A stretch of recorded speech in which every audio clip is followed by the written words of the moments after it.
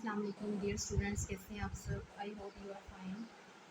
आज जो हमारा चैप्टर है चैप्टर 5, उसका जो मतलब वैरायटी ऑफ टाइप है हमारे पास चैप्टर 5, उसका हम लोगों ने टॉपिक पढ़ना है वायरसेस। अब बेसिकली वायरसेस जो है इसका मतलब है कि एक ऐसी मतलब आपके पास मतलब इसको एक पॉइजन बोल सकते हैं। ये आपके पास क्या है? पॉइजन है जो बेसिकली डिजीज़ भी काज करता है और डेथ भी कर सकता है। ठीक है, जिसकी वजह से आपको कोई भी डिज़ीज़ काज होगी और उस डिज़ीज़ की वजह से आपकी डेथ भी हो सकती है। तो जनरली रेफर्ड एज पॉइजन, या आपके पास क्या है? एक जहर है। ठीक है, अगर हम लोग देखें तो लॉइस फॉस्टर आपके पास दो साइंटिस्ट थे, लॉइस फॉस्टर एंड रॉबर्ट कोच। ठीक है, इन्होंने इसको जनरली रेफर किया था कि आपके पास एक पॉइजन है जो कि डिजीज़ भी काज कर सकता है, जिसकी वजह से आपको आपकी डेथ भी हो सकती है। ठीक है, इसके अलावा उन्होंने ये कहा कि वायरसेस एक आपके पास एक ऐसा पार्टिकुलर है जिसके अंदर आपके पास क्या होता है? न्यूक्लिक एसिड होता है। मीन इसके अंदर आपके पास न्यूक्लिक एसिड होता है और ये न्यूक्लिक एसिड कवर होता है एक प्रोटीन कोड के जरिए। मतलब आपके पास न्यूक्लिक एसिड में ये अदर आपके पास डीएनए भी हो सकता है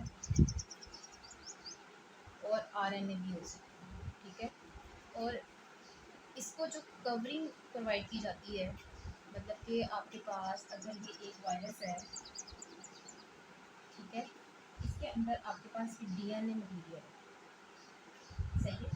इसकी जो कवरिंग है, ये जो आपके पास बाहर वाला हिस्सा है, जो है जिसने इस अंदर वाले जेनेटिक मटीरियल को कवर किया हुआ है, वो आपके पास किससे मिलकर बना हुआ है? Protein codes. ठीक है, तो अगर हम लोग देखें इनका काम क्या होता है? ये रेप्लिकेट करते हैं, ये रेप्लिकेट करते हैं इसके अंदर लिविंग सेल्स के अंदर,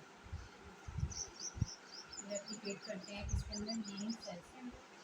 ठीक है, और वहाँ पे जाके मैनी डिजीज़ काज करते हैं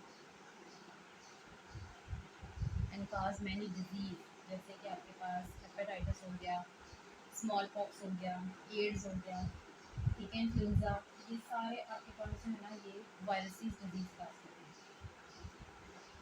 ठीक है, अच्छा, इसके अलावा अगर हम लोग देखें तो ये आपके पास एक बायो की ब्रांच है। ठीक है, आपके पास ये क्या है? Branch of biology.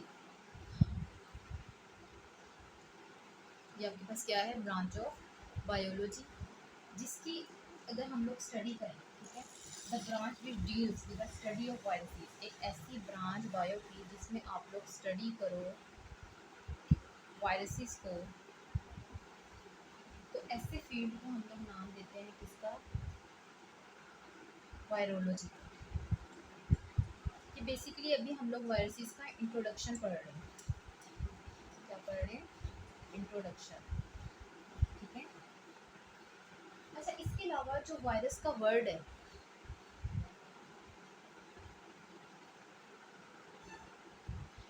ये लैटिन वर्ड है। कौन सा वर्ड है? लैटिन वर्ड है, जिसका मतलब है आपके पास विनोम। वर्ड विनोम से निकला है। किससे निकला है? विनोम से, जिसका मतलब है आपके पास पॉइजनस फ्लूइड, पॉइजनस फ्लूइड। ठीक है, अच्छा, अगर हम लोग इसको इसकी डेफिनेशन को देखें तो इसकी डेफिनेशन जो है ना वो एफएससी में उन्होंने क्लियर तौर पर आपके पास बताई हुई है कि ये आपके पास नॉन सेलुलर इन्फेक्शियस एंटिटीज़ हैं, जिनके अंदर आपके पास डीएनए भी हो सकता है या आपके पास आरएनए भी हो सकता है।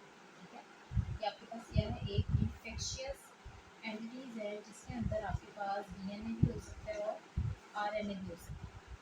तो इसको मैंने भी आप लोगों को पहले भी इसका थोड़ा सा बताया था कि जैसे आपके हमारे पास एक वायरस ऐसा है जिसके अंदर डीएनए होते हैं, कुछ वायरसेस हमारे पास ऐसे होते हैं जिनके अंदर आरएनए मौजूद होता है और उनको जो कवरिंग प्रोवाइड की जाती है वो आपके पास होती है प्रोटीन कोड की तरह। इसके अलावा इनका एक और काम है, वो ये है कि ये यूटिलाइज करते हैं होस्ट सेल की, मतलब कि जहाँ पे ये रह रहे होते हैं, ठीक है। मतलब कि देखो ना, अगर वायरस एक ह्यूमन के अंदर मौजूद है तो जिस सेल के अंदर ये रह रहा होगा ओब्वियसली वो होस्ट का सेल है आपके पास, ठीक है। तो ये वहाँ पे रहते हुए ये बायो सिंथेटिक मशीनरी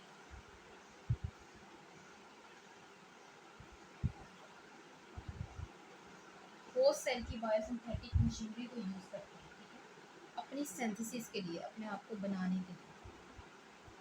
मतलब कि ये क्या करते हैं, इनका अपना तो कोई भी ऐसा इनकी बायोसिंथेटिक मशीनरी भी होती है, तो ये क्या करते हैं, ये होस्ट जहाँ भी ये रह रहे होते हैं उसकी जो है ना वो बॉडी से ये बायोसिंथेटिक मशीनरी को यूज़ करते हैं, ठीक है, और अपने आप को अपनी तादाद को बढ़ाते हैं, ज़्यादा से ज़्यादा बढ़ाते हैं, ठीक है, और फिर ये ट्रांसफ़र हो जाते हैं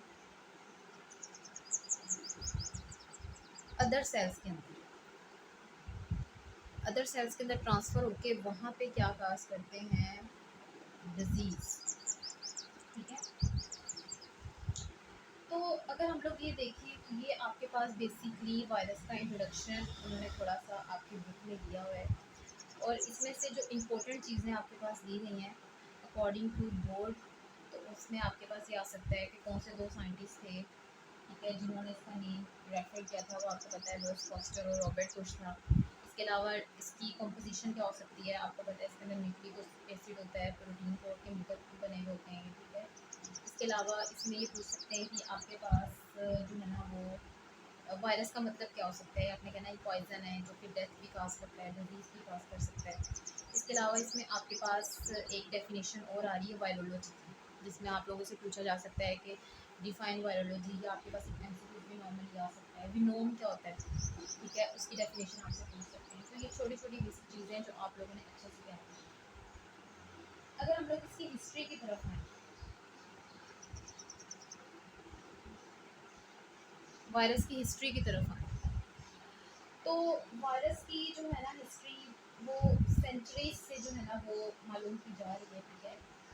इसमें जो है ना वो आपके पास सबसे फर्स्ट जो साइंटिस्ट था 1796 में एडवर्ड जेनर था, जिसने जो है ना वो मिल्क मेड, उसने मतलब कि एक काउ पॉक्स डिजीज़ के हवाले से उसने स्टडी की थी। उसने उसका फ्लूइड निकाला था और उसने ये डिजीज़ देखी थी 8 इयर्स, ठीक है, ओल्ड बॉय में। फिर इसने कहा कि जिस मतलब बच्चे को कॉकस डिजीज़ हुई थी उसको स्मॉल पॉक्स डिजीज़ काज नहीं हुई, ठीक है। मतलब कि जिस बच्चे को मतलब कि 6 वीक्स उसने देखा, उसने क्या किया कि the boy was inoculated with first from small pox symptom, ठीक है, but he did not develop the disease, मतलब उसको डिजीज़ काज नहीं हुई। उसने क्या किया, उसने जो है ना बाद में वही मटीरियल को वैक्सीनेशन के लिए यूज़ किया, और उसने काउ पॉक्स के लेजन से, यानी उसके जो छाले होते हैं वहाँ से उसने वैक्सीनेशन निकाली, मतलब उसने जो है ना वहाँ से मटीरियल निकाला और उसने फिर वहाँ से सक्सेसफुली वैक्सीनेटेड किया।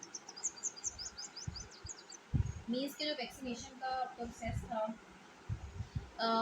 वो एडवर्ड जेनर ने स्टार्ट किया था, ठीक है, और उसने फिर वैक्सीनेटेड किया 23% को, और फिर उसने जो है ना वो रेजिस्टेंस काज की, ठीक है, इम्यूनिटी डेवलप लोगों में, और उसके ज़रिए ही उसने जो है ना बेसिकली ये वैक्सीनेशन का पूरा जो प्रोसेस था वो उसने डेवलप